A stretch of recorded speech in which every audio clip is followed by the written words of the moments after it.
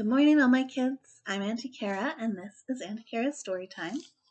Today I'm going to be reading you The Lion Inside, which is written by Rachel Bright and Jim Field. It's got a really good message. It's a little silly too. But first I wanted to say a very special hello to my friend Margot. And Margot asked if she could see my crystal magic wand the other day, so I thought I would include this. This one is made of metal. I showed my wooden one in an earlier episode, but this one was a gift from my friend Nancy, and it's got some quartz on this side, and I kind of forget what the stone is. If anyone knows, please feel free to let me know.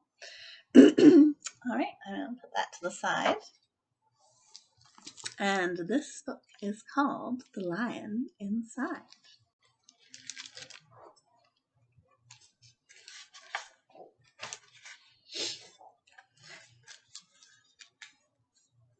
In a dry, dusty place, where the sand sparkled gold, stood a mighty flat rock, all craggy and old. And under that rock, in a tiny full house, lived the littlest, quietest, meekest brown mouse. He was so very tiny, so incredibly small, that nobody noticed him ever at all. Ow! He got stepped on and sat on. He missed out on stuff. Ignored and forgotten. Ouch! His mouse life was tough. Meanwhile, far above, on top of the rock, times were quite different. It was 9 o'clock. This huge, toothy creature made sure everyone saw how important he was by how loud he could roar.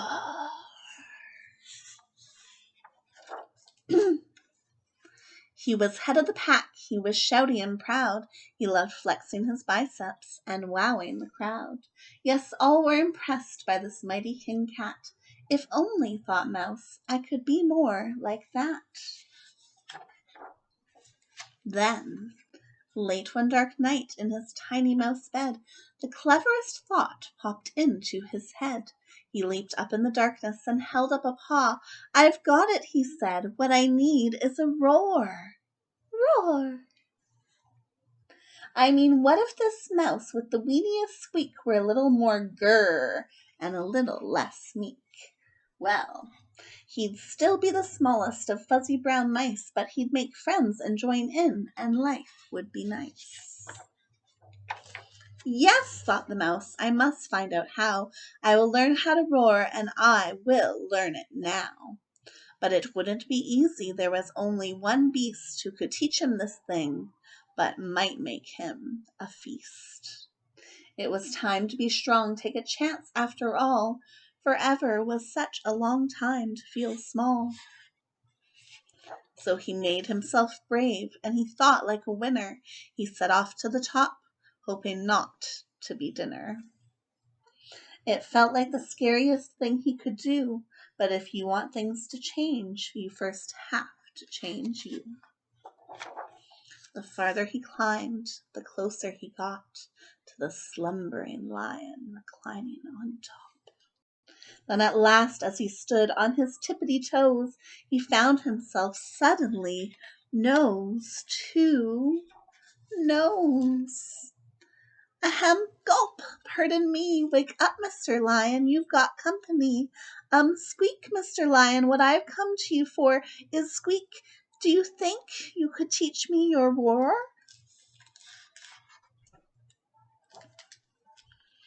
A silence befell that twinkling plain. Lion opened his eyes and puffed out his mane. Time went so slowly it felt like a week.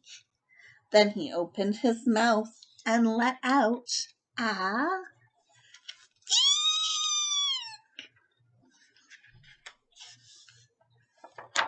The lion curled up in a terrified ball. He didn't like this, not one bit at all. Don't hurt me, he whimpered. Oh, try to be nice. Well, this mighty great lion was frightened of mice. Don't worry, Mouse peeped. I'm here as a friend. Let's hang out together, be pals till the end.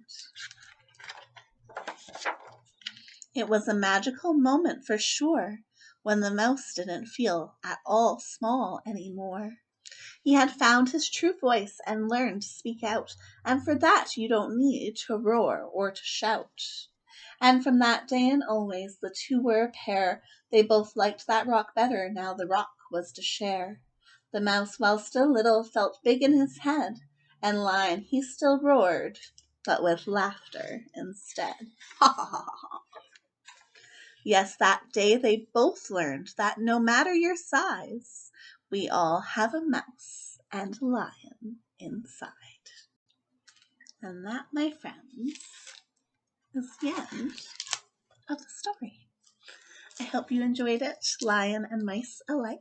I will see you guys next week. Ta-ta for now.